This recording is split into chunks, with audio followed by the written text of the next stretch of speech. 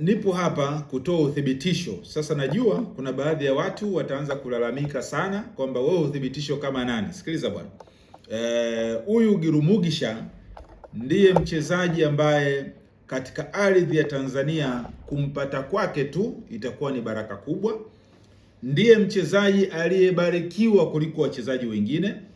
Ndiye mchezaji mwenye quality kubwa kuliko wachezaji wengine. Ukizungumzia wale winga, huyu ndiye bora. Sasa basi, jaribu kuangalia mkataba wake mzito ambao Yanga wameingia nao.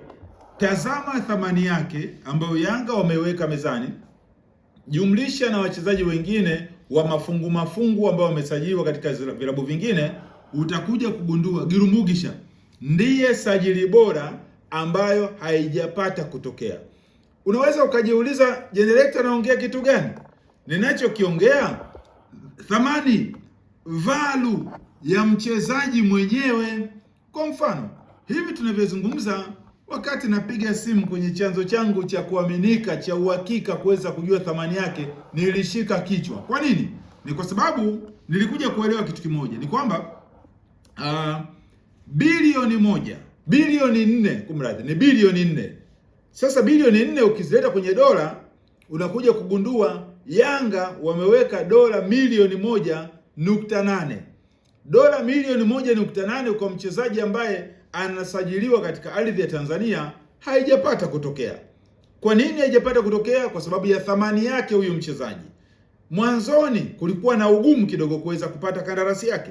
Tunakumbuka zipo sajili bora ambazo zimewahi kufanyika katika ardhi ya Tanzania, lakini hii ya Giru Mugisha, mimi na koti natoa, nakwambia kabisa, yani hii ya Giru Mugisha ni kubwa. Koti natoa, mchambuzi natupa koti pembeni, kwa sababu moja, ndiye mchezaji ambaye ukimwangalia jinsi anavyocheza unaona kabisa ardhi ya Tanzania imebarikiwa. Lakini hakuna beki yoyote ambaye ataweza kumzuia Giru Mugisha. Kwanza, ana uwezo mkubwa sana wa kucheza mipira ya kasi. Pili, ana uwezo mkubwa sana wa kupiga set piece. Tatu, ana uwezo mkubwa zaidi ya vitano. Kwa sababu kingine, Yanga inamchukua Giru Mugisha kwa kibiashara. Ukijaribu kumwangalia age yake bado ni kijana mdogo, umri wake ni mdogo sana. Kwa hiyo ni rahisi kuweza kufanya biashara kwa hapo baadaye. Kwa nini ameikataa Pyramid? Kwa nini ameikataa Ittihad? Anatakiwa kwenda Libya pia, amekataa, amegoma. Ni kwa sababu anajua anakuja kutengeneza ufalme pale Jangwani. Wakati nafuatilia vyanzo vyangu vya kuaminika, nikapiga simu sehemu moja hivi ili kupata uthibitisho. Sasa uthibitisho niliopata ni huu. GSM pamoja na Engineer Hersi Said wameweka mzigo mkubwa. Hiyo dola milioni 1.8 zimetolewa. Lakini pia unaweza kujiuliza, pengine mkataba wake ukoje? Sasa sikiliza vizuri, kaa na sisi vizuri. Mkataba wa Giru Mugisha ni kufuru. Mwanzoni kulikuwepo na situation ya mpapatu, watawezaje kuweza kumalizana naye kimkataba, kimshahara? Kwa sababu kuna vitu viwili. Unapomsajili mchezaji kwa daunono, lakini lazima ujue pia mkataba wake anatakiwa alipwe bei gani kwa mwezi. Sasa za ndani kabisa ana mshahara wa dola 40,000 ambazo Yanga ndio ambao wamesimenti kuweza kumlipa. Lakini ingawa yeye mwanzoni alikuwa anataka dola 60,000, kwa hiyo unapokuja katika maelewano mazuri, unakuja kugundua Yanga wamewini. Wamekubali kuweza kutoa dola milioni 1.8 na kila mwezi aweze kulipwa hizo dola 40,000, ambapo yeye mwanzoni alikuwa ameshikilia dola 60,000. Lakini kumbe mwanzoni, mkataba wa awali kabisa, Yanga walishamalizana na Giru Mugisha. Wamejitahidi sana, sababu kwanza walitufanya kama surprise, tupate surprise sisi wachambuzi, tushindwe kutambua ni lini, au sawa, ni lini huyu mchezaji anatangazwa. Lakini mimi nawaambia, nipo hapa kuthibitisha hizi milioni 1.8 dola za Kimarekani tayari Giru Mugisha ameshakubali, naondoka kwenye zile 90% nampa 100% kucheza Yanga. Kwa mfano, alikataa dau la dola tuseme ni bilioni 14 za Kitanzania. Umeelewa vizuri? Bilioni 14 za Kitanzania kwenda Pyramids. Kwa nini? Kwa sababu unajua tena Waarabu wana mambo mengi. Sasa kijana huyu ana ndoto kubwa ya kucheza barani Ulaya. Ndio maana alipoletewa klipu za Yanga akatazama, akaletewa mafaili fanbase ya Yanga akaitazama, akasema kama ndio hawa timu ambayo imechukua vikombe vingi kuliko timu nyingine yoyote hapa Tanzania, sasa inakuwaje mimi nicheze katika klabu nyingine? Kwa sababu hata Simba nao walimfuata wakachomolea, akasema haiwezekani. Simba walimfuata akasema haiwezekani na itaka Yanga. Tena alipoonyeshwa lile vibe lile la Yanga juzi kati walivyokuwa wamechukua ubingwa wa NBC Premier League, kijana katika kuzimia, unaambiwa bwana, unataka kuzimia vipi? Akasema hii klabu itanipeleka mbali, hii klabu nitafanya makubwa. Kwa hiyo sasa ukijaribu kuangalia kwa credit hizi ambayo Yanga wameweza kumpata Girumugisha, kiukweli wamelamba dume. Ndiye mchezaji ambaye ukimwangalia wa kariba ya kisasa, mwenye ni talented player ambaye hajapata kutokea. Sasa basi, hii ni rai yangu mimi mchambuzi, natoa rai. Wale mabeki waliosajiliwa kimafungu kwa Simba, wale mabeki vikongwe ambao watakiwa kustafishwa, wana kazi ya kufanya. Kwa nini?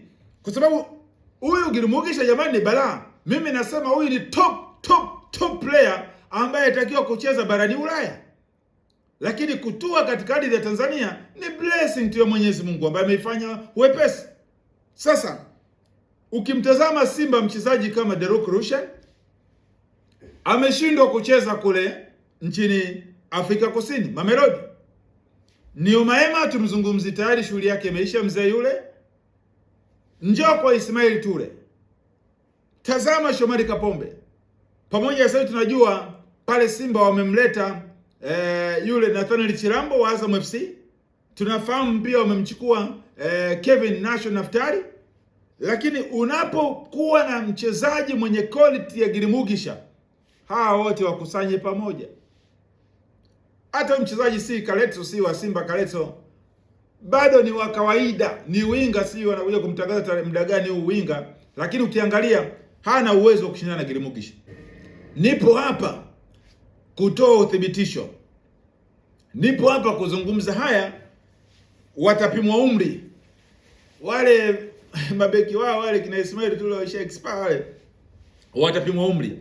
Nikijaribu kumwangalia Derock, ni mchezaji ambaye atakuwa anashindwa kuingizwa kichwa chake, anashindwa kuingiza miguu yake, kwa sababu huyu Girumugisha quality yake ni mchezaji wa Barcelona, quality yake ni mchezaji wa Man City, quality yake ni mchezaji wa Man U, quality yake mtume pale Arsenal, Liverpool. Kwa sababu wakati namwangalia akiwa MVP pale nchini Rwanda, mimi nilishika kichwa nikasema, hey, my God, huyu mchezaji bado kwa nini anacheza katika taifa dogo kama hili, taifa ambalo mpira bado haujatangazika kama barani Ulaya?